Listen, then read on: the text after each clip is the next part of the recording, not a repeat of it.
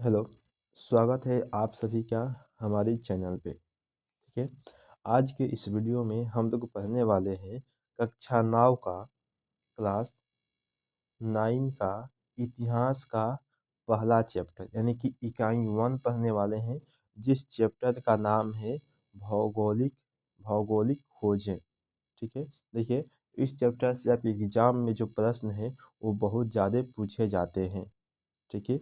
तो आपको इस चैप्टर को बहुत ही बारीकी से ध्यान से पढ़ना है।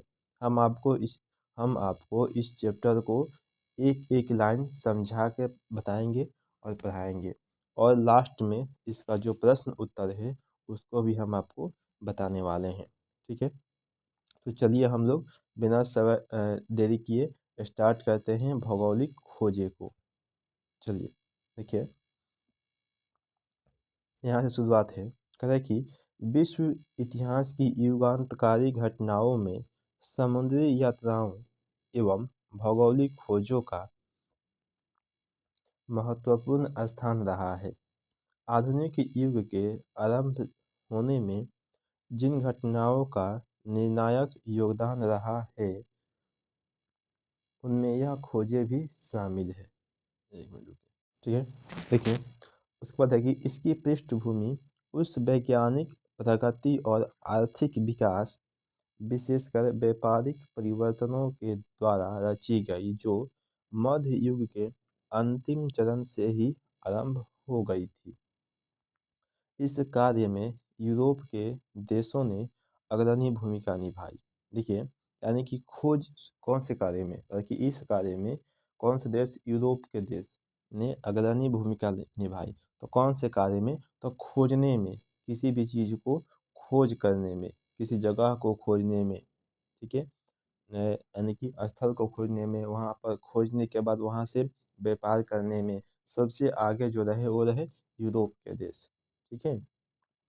यही कारण था कि आधुनिक युग में यूरोप का वर्चस्व समस्त विश्व में स्थापित हो गया। यह बात और है कि भौगोलिक खोजों का प्रारंभ करने वाला देश स्पेन एवं पुर्तगाल इस प्रतिस्पर्धा में धीरे धीरे पिछड़ते चले गए। देखिए, आपसे प्रश्न पूछेगा कि भौगोलिक खोज को शुरुआत करने वाला देश कौन था, तो स्पेन और पुर्तगाल था। और ये धीरे धीरे क्या हुआ, ये सबसे पीछे चला गया। कौन? तो स्पेन और पुर्तगाल।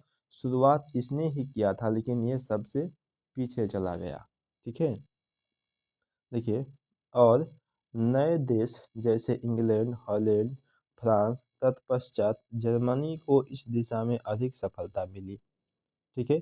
ये पिछड़ गया, लेकिन जो अधिक सफलता मिलने वाला देश है वो इंग्लैंड को मिला, हॉलैंड को मिला, फ्रांस को मिला और जर्मनी को मिला। ठीक है। इनको सबसे अधिक सफलता मिली। देखिए, आगे है कि हम जानते हैं कि विश्व की प्रारंभिक सभ्यताओं के काल से ही व्यापार एवं वाणिज्य परस्पर संपर्क का कारण रहा है। यह व्यापार मुख्यतः एक निश्चित मार्ग के माध्यम से होता था। प्राचीन एवं मध्यकाल में भी यूरोप एवं एशिया के मध्य प्रायः इन्हीं मार्गों का प्रयोग किया जाता था, परंतु विश्व के कई ऐसे क्षेत्र थे जिनमें जनजीवन तो विद्यमान था, लेकिन शेष विश्व से उनका जुड़ाव नहीं था, जैसे अमेरिका, अफ्रीका, ऑस्ट्रेलिया तथा एशिया के अन्य हिस्से इत्यादि। यद्यपि 13वीं शताब्दी में भारत होकर चीन तक की यात्रा विद्वानों ने यूरोपियनों को दक्षिण पूर्वी एशियाई समृद्धि का एहसास तो कराया था, परंतु इसका विशेष प्रभाव नहीं पड़ा। कालांतर में व्यापक स्तर पर हुए भौगोलिक खोजों तथा उससे प्राप्त उपलब्धियों ने यूरोप में आधुनिक युग का मार्ग जो है प्रशस्त किया था।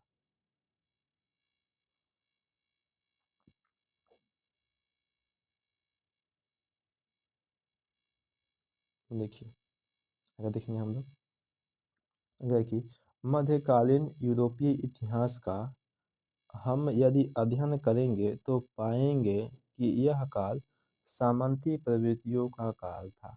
ठीक है, देखिए, यानी कि जो मध्यकाल था वो कैसा काल था, तो जो मध्यकाल था वो सामंती प्रवृत्ति का काल था।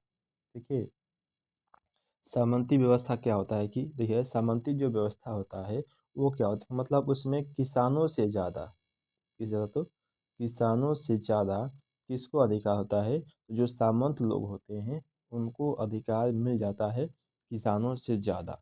ठीक है, यानी कि ज़मीन आपका है, फसल आप उगाइएगा, लेकिन उसका जो मालिक होगा वो कौन होगा, सामंत, यानी कि जो राजा होगा वो मालिक होता है। ठीक है, इस काल में न तो व्यापार वाणिज्य गतिशील था और न ही धर्म का स्वरूप उदार एवं मानवीय था।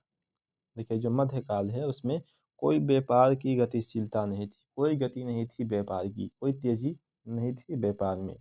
ठीक है, और धर्म का भी कोई रूप मानवीय नहीं था, यानी कि किसी भी धर्म को लोग मानने को उस समय तैयार नहीं थे, कि मतलब ऐसा नहीं था कि हम इस धर्म के, हम उस धर्म के हैं, ऐसा कुछ नहीं था। ठीक है, पृथ्वी के बारे में ज्ञान अ- अल्प एवं अंधविश्वास से युक्त था। ठीक है, देखिए, पृथ्वी के बारे में इनको जो ज्ञान था वो बहुत ही अल्प था, यानी बहुत ही कम था, और जो ज्ञान था भी तो वो अंधविश्वास के अंदर था। ठीक है, यानी कि सही सही ज्ञान उनको नहीं था, अंधविश्वास अंधविश्वास से भरा हुआ ज्ञान था उनके पास। सीमित भौगोलिक ज्ञान के कारण सामुद्रिक व्यापार भी सीमित था। मध्ययुगीन लोगों को विश्वास था कि पृथ्वी चपटी है एवं समुद्र में अधिकतम दूरी पर जाने पर पृथ्वी के किनारों से गिरकर अनंत में विलीन हो जाने का भय बना रहता था। देखिए, इनको यह मतलब विश्वास था कि जो पृथ्वी है वो कैसी है, तो चपटी है। पृथ्वी कैसी है, चपटी है। अगर समुद्र के ज़्यादा दूरी तक हम जाते हैं, समुद्र में ज़्यादा दूरी तक जाएंगे तो समुद्र के किनारे से गिर करके क्या होगा, तो हम यानी कि मर जाएंगे, अनंत में विलीन हो जाएंगे, यानी कि मर जाएंगे। ठीक है, तो ऐसा डर बना रहता था, इसलिए ये लोग ज़्यादा दूर तक नहीं जाते थे। समुद्र यात्रा अत्यंत कष्टपूर्ण एवं असाध्य थी। जहाज छोटे और असुरक्षित थे तथा गति एवं सुरक्षा के लिए हवा पर निर्भरता थी। देखिए, उस समय जो जहाज थी वो बहुत ही छोटे होते थे, और उसमें जो जहाज चलती थी वो केवल हवा के माध्यम से जहाज चलती थी। ठीक है, कंपास या कंपास या कुतुबनुमा जैसे दिशा सूचक यंत्र का ज्ञान अभी नहीं हुआ था। उस समय कंपास का ज्ञान इनके पास नहीं था, अतः दिग्भ्रमित होकर समुद्र में भटक जाने का भय भी बना रहता था। ठीक है, यानी कि कंपास नहीं होने के कारण समुद्र में भटकने का भी डर जो है इनके मन में बैठा रहता था, कि अगर कहीं जाएंगे और भुला जाएंगे तो फिर वापस घर को नहीं लौट के आएंगे। समुद्री यात्राओं के लिए राज्य की ओर से किसी प्रकार की सहायता नहीं दी जाती थी। ठीक है, देखिए, अगर आप समुद्री यात्रा कर रहे हैं, उसके बीच में आपको कुछ भी हो जाता है, तो राज्य की ओर से, सरकार की ओर से कुछ भी सहायता नहीं की जाती थी उनके परिवार को या फिर उनके लिए। इस विषम परिस्थिति में नाविकों एवं व्यापारियों द्वारा अटलांटिक जैसे महासागर की यात्रा करना अत्यंत दुष्कर था। ठीक है, यानी कि ऐसे ऐसी स्थिति में जो नाविक होते थे, अब उनको अटलांटिक जैसे महासागर, जिसको अंध महासागर कहा गया है, कहते थे, वैसे महासागर को पार करना बहुत ही दुष्कर था, बहुत ही कष्टपूर्ण था। ठीक है, चलिए देखिए, आगे देखते हैं। अगला है कि भौगोलिक खोजों की पृष्ठभूमि, भौगोलिक खोजों की पृष्ठभूमि लिखेंगे उत्तर, इधर सॉरी, अभी तो किताब हम लोग पढ़ रहे हैं, उत्तर याद पड़ रहा है।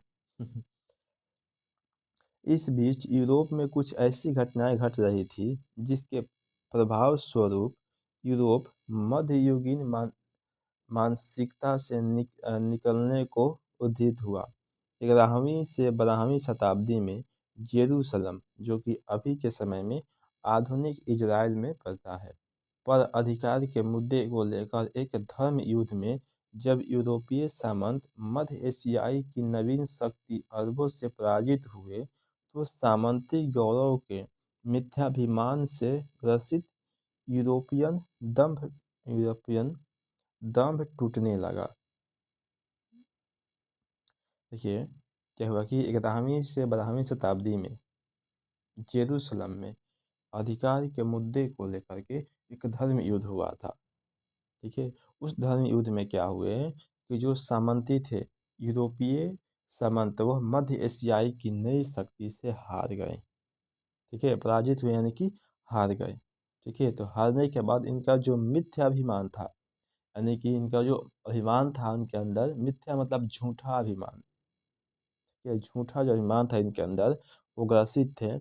वह इनका जो दम था वो टूटने लगा। सब विश्वास जो अपने आप पर विश्वास था वो सब टूटने लगा इनके अंदर से। ठीक है, परंतु इसके कुछ सकारात्मक परिणाम भी सामने आए। धर्म युद्ध के दौरान ही यूरोपियनों को यह महसूस होने लगा था कि दुनिया के हर पहलू को समझा जाए। ठीक है, देखिए यानी कब से ये यूरोपियनों को यह अभ्यास हुआ कि दुनिया के हर पहलू को हमें समझना चाहिए, हर चीज़ को हमें समझना चाहिए। तो धर्म युद्ध के दौरान हुआ था।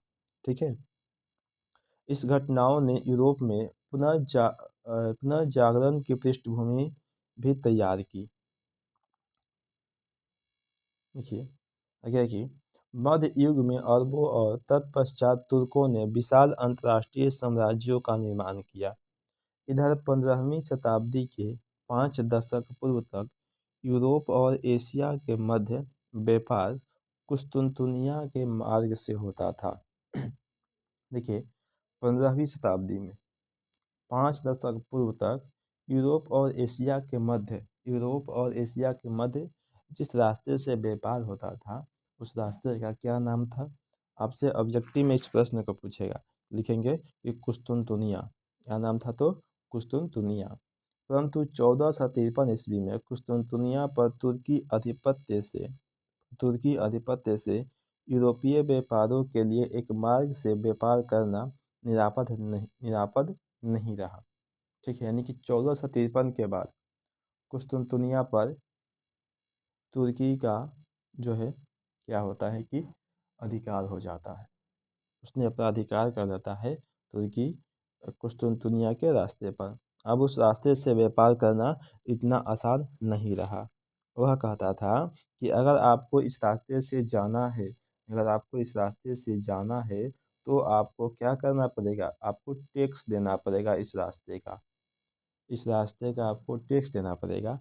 अगर टैक्स नहीं देता था कोई तो उसको मरवा देता था, मरवा कर फेंक देता था। ठीक है, तो इस डर के माध्यम से अब सभी लोग क्या करते थे कि उसको टैक्स देते थे। ठीक है, क्योंकि तुर्कों ने इस मार्ग से व्यापार के बदले भारी कर वसूलना शुरू कर दिया था, जिसका हल ढूंढना यूरोपियनों के लिए आवश्यक था। देखिए आगे कि इस काल में हुए नए नए आविष्कारों ने समुद्री यात्रा एवं नौसेना के विकास को आसान कर दिया।